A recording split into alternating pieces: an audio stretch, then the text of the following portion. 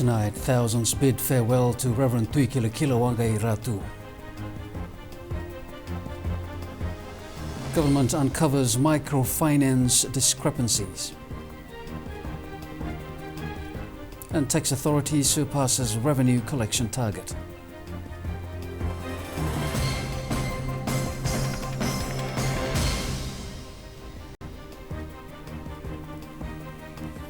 Very good evening. Thousands of people came together today to farewell the late president of the Methodist Church in Fiji, Reverend Tuikila Wangai Ratu.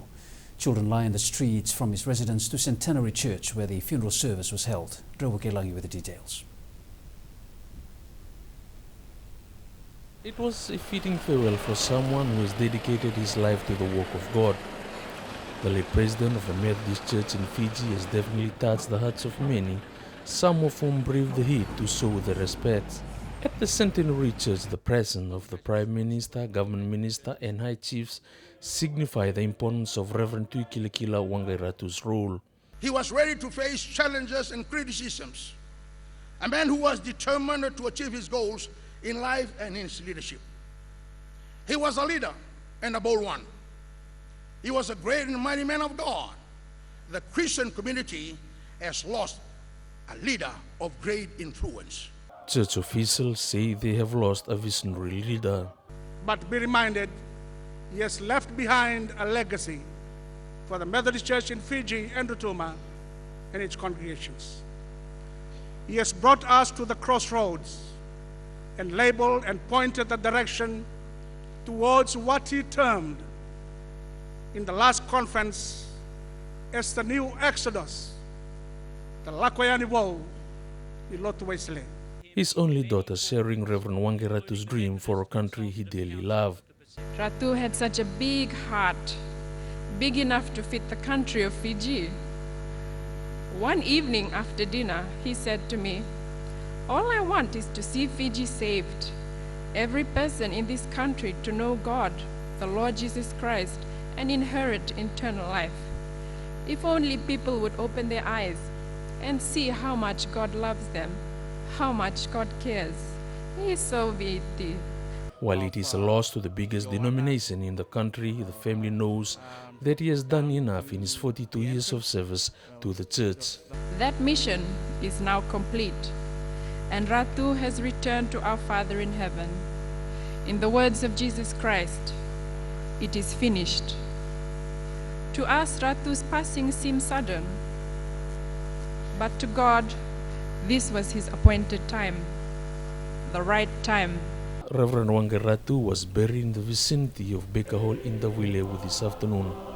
Drobo Kelangi, Fiji One News. A major overhaul is in line for the microfinance sector. This comes amid revelations that many small business owners in Kandavu lost their savings under questionable circumstances. Ravai Fafa'o with the story. Microfinancing institutions can expect audits to be carried out over the next few months. This is after 9,200 people in rural areas lost 712,000 through the micro-institutions where they deposited their money. Syed Kayyum says such anomalies were uncovered as there was no structural framework. When these MFIs were set up, they were set up during the SVT government days. There was no proper governance as such. There are no laws actually at the moment in place regarding the governance of MFIs. The anomalies detected that has led to these audits. In the next few weeks, the state will issue a decree that will give MFIs a structure, which has been a missing component. This will allow for transparency and ensure that rules are in place for those who are managing it. Cabinet has in fact approved the funding of this loss of savings to these individual account holders. So government is going to step in and provide assistance to these 9,200 people for the total sum of $712,000. But it's not all gloom and doom. The state will reimburse all the money that has been lost. However, the public needs to provide necessary documents to claim their lost savings. There are other microfinance, reputable microfinance and world-renowned microfinance institutions that feel a lot more comfortable in coming to Fiji too. As some of you would have heard about the Grameen Bank, which has done really well in Bangladesh, You can look it up on the website. It's a very, very successful microfinance bank, which has helped in particular a lot of women to get into small businesses. And they're keen, and there are other microfinance institutions that exist in India and some of the African countries, etc. Reviver for all, Fiji One News. Police have confiscated close to 100 plants believed to be marijuana in 5 separate incidents this week. In the first incident, 42 plants were uprooted in Bamana and Navosa on Tuesday. On the same day, police uprooted another 4 plants in Sambeto after raiding the home of a 46-year-old farmer. In Ovalau, police raided the home of a 40-year-old of Mbamba settlement yesterday and found 5 branches of dried leaves and 48 plants believed to be marijuana. Navua police officers yesterday uprooted 2 more plants at Solo Farm. In Lambasa, a 27-year-old was found in possession of 500 grams of dried leaves, also believed to be marijuana. All these suspects were arrested, interviewed and released, while the leaves have been sent to Cornevia for analysis. And still on drugs, a 23-year-old man was presented in court this afternoon charged with illegal importation of illicit drugs. Alec Aiden appeared before the Suva Magistrates Court, but no plea was taken. The case will be called again at the Suva High Court on March 7th. Aiden was arrested earlier this week with over 20 kilograms of cocaine in his possession, valued at $6 million. The Fiji Revenue and Customs Authority collected $167.3 million in revenue last month. This is $31 million more than the target set out for January. CEO Chitoko Tikulevu says this amount surpassed January 2013 figures by $23.6 million. Sharon Wilson with the details. Collecting $31.6 million more than what it targeted, FRCA Chief Executive Chitoko Tikulevu says government's expansionary fiscal policy stance has helped generate further economic activities that have translated into revenue collection. Tikulevu adds increased collections is also attributed to compliance by a large number of taxpayers. They know what is required to be done. Acknowledgement of timely payment, which is good. Revenue growth for January collections was strongly driven by the positive collections in PAYE, domestic VAT, government VAT and capital gains tax. That's very reassuring to us. It's a new initiative, it's a new change from the norm. But we're really glad indeed that most employers are trying their best to comply. However, despite buoyancy, challenges continue to exist. We are also conscious of the fact that fraudulent activities is continuing by very few taxpayers. I think we only plead to taxpayers to do the right thing, and those that continue to be engaged in such illegal activities will face the full brunt of the law. FRCA expects collection to remain consistent over the next few months. So in terms of revenue collection, January is always a good month. But we find out that this year is huge. The growth is almost 7-8% compared to other similar period in the past years. But normally towards the last quarter, second last quarter and the last quarter of each year is always a very strong months. The advance payment, the advance taxes come through during those periods. Collections is always buoyant during this period. The January collection is about 8% of the $2 billion targeted this year. Sherry-Ann Wilson, Fiji One News. A man who was moved from his home at the height of the termite infestation in the Western Division in 2010 is crying foul after he was evicted from a government quarters he and his family had been occupying. Rajesh Prasad of Tomuka in Lautoka claims he cannot move to his home yet as it has not been completed. Madhin Bolaitamana filed this report. Rajesh Prasad is an angry man. This after he and his family stood and watched as a group of men vacated his belongings from this government quarters he had been living in for the past 4.5 years along Grasa Avenue in Lautoka yesterday. We want a justice that why government have been shifted us to the government quarters, and why they from Prime Minister's office they are making one decision, and here in Western they are making another decision. Prasad's family was part of the 15 families in the Tomuka area that had been asked to vacate their homes in 2010 due to the heavy termite infestation of the region. He claims that before moving, he was asked to hand his house keys to government officials then, who promised that his keys would be returned to him once all was ready. Even myself is trying to just help with them to go back to my home. But the condition of the house, FEA said they can't reconnect the power. And the main problem, when I am telling them who have been demolished the house and disconnected the power, it was biosecurity. Over the past few months, Prasad and government officials in the Western Division have been at loggerheads as he was told time and again to move to his completed home in Tomuka, which he claims is not up to the standards of a completed home he was promised. Meanwhile, the Commissioner Western has refuted this and says Mr. Prasad had been given ample time to move but did not do so. Over the last 2 years, we have been given warnings to him. Rather than coming to this office, he's going straight to the PM's office. So by yesterday, we say no more of this game going on. The Waki says Prasad's belongings have been kept at the Lotoka police station and they are awaiting his return so that they can take him to his home in Tomuka. If Rajesh Prasad is listening to this this interview, please, we are waiting for you. We are waiting for you to come back. To come back, and we need to do the right thing. We will have to take you back to your house, put you back in the house. Whatever you need, if you need our support in anything, we will support you. Madhim Balitamana, Fiji 1 News. Still to come tonight, dealing with the problem of street dwellers and deal to benefit engineering students.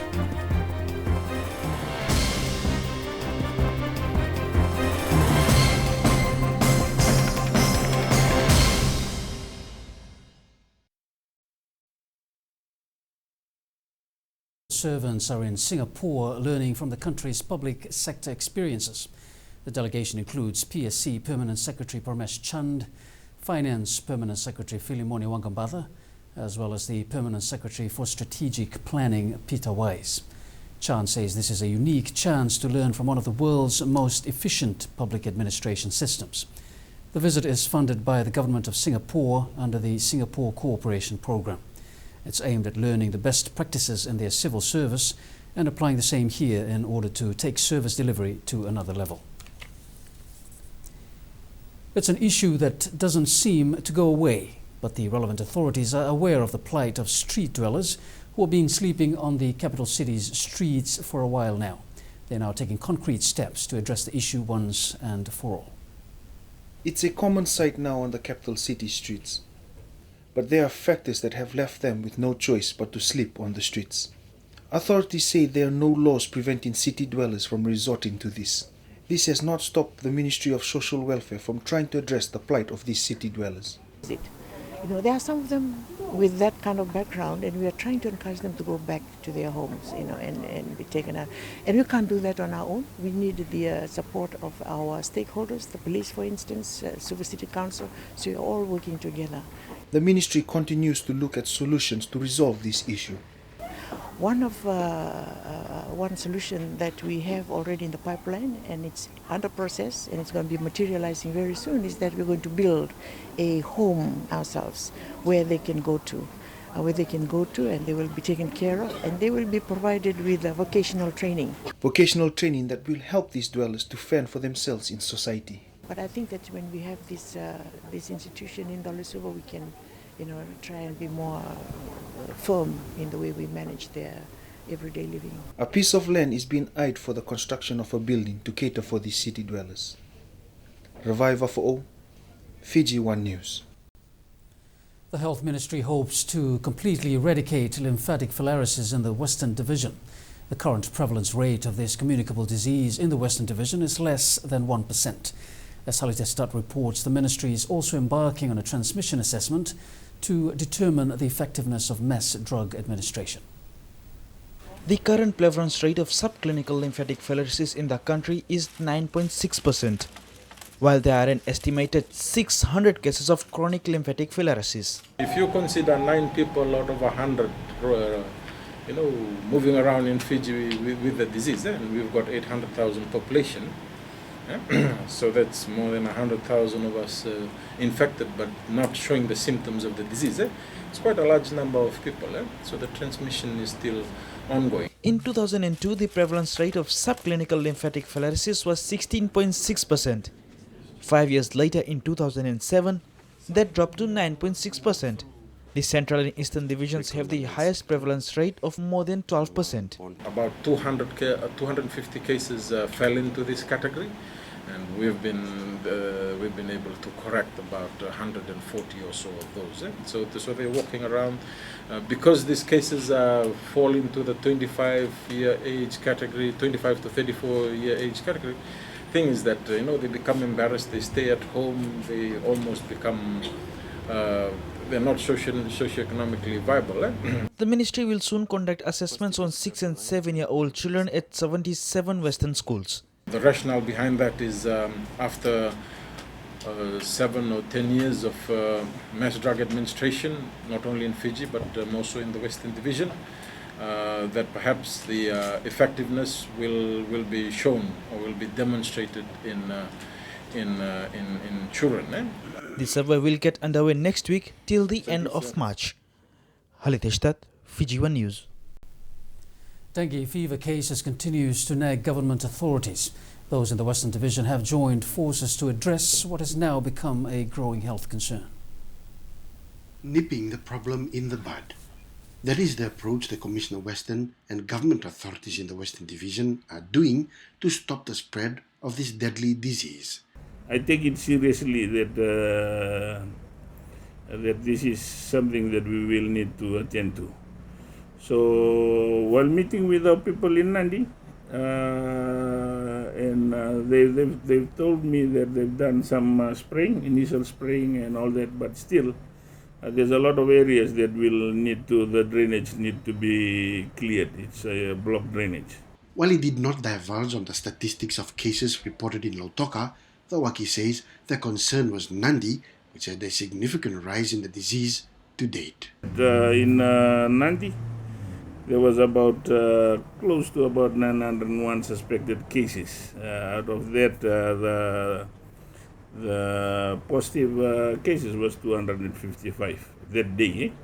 That is from January to Feb. Not only on one day, but they were monitoring from January to the 17th of Feb, 255. He says all government institutions in the Western Division will be working with the Health Ministry in curbing the spread of the disease in the region. The message is going to the community now. DPO and the team are now, or Divisional Planning Officer and the team are now working around the clock to bring about some changes and also inform the people to do cleanups. And we've asked DPO if cleanup is not enough, the spraying, awareness teams has to come out to the community. Bulletin, Fiji One News. A fake $20 note was discovered at a Nandi airport office yesterday. Police say the complainant was tallying the company's sales when the note was found. This has prompted calls from members of the public to be careful when dealing with money. A deal struck between the University of the South Pacific and the Fiji Electricity Authority will benefit engineering students. Through this, USB students will be able to get relevant work experience at the FEA. This will also prepare them for the workforce when they complete their studies. Where the industry actually agrees to mentor the students, to assess the students, to provide guidance, and ensure that students actually reach the valuable outcomes of that learning process. FEA will also ensure the students' performance is monitored. The agreement will also allow the university to acquire accreditation for its mechanical and electronic programs. This is part of efforts to maintain engineers given the brain drain in this sector. When these students come in, there's a requirement which have to done with USP is that there has to be a proper report done on the work they've done and whether it's been up to the standard they're asked to do, and that goes back to USP. An executive chef at one of the country's prestigious resorts recently participated in a food and wine festival on board world-renowned cruise liner Crystal Symphony. Outrigger on the Lagoon, Fiji executive chef Shailesh Naidu participated in a 2-week voyage around the region. Naidu, who is also the president of the Fiji Chefs Association, represented the Pacific at the festival. His presentation included a mix of tropical produce, fresh local seafood and Pacific cuisine. He presented a gala dinner for 900 guests and also held cooking demonstrations. Notable foodologists, wine buffs and hand-picked artists and entertainers were on board the cruise as well. Stay with us, we have Pacific News up next.